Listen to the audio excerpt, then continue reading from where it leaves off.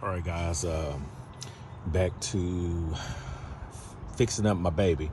As you can tell, my vehicle was vandalized. So I've been going through the process of, all of this is messed up. The seats were messed up. So I've been slowly going through the process of replacing a lot of stuff on my truck. This is the latest that I replaced. That was all ripped up previously, and so I replaced that. So anybody that has a QX80, I looked around on eBay. You can find these right here. Just the lid part. It's fairly priced. It's not expensive. I would say go to eBay. Don't go to the dealership because the price is messed up. Yeah, I got a panel coming in for over there also.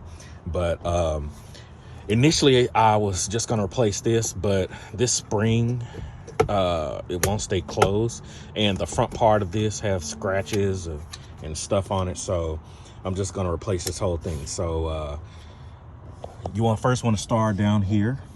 There's 2 bolts on this side that you just unscrew, and then it's the same on the other side, and they come like this, and you just unscrew those, and then this actually comes off. So yeah, I'm fixing to go ahead and start on it, and I'll show you how it looks in the end.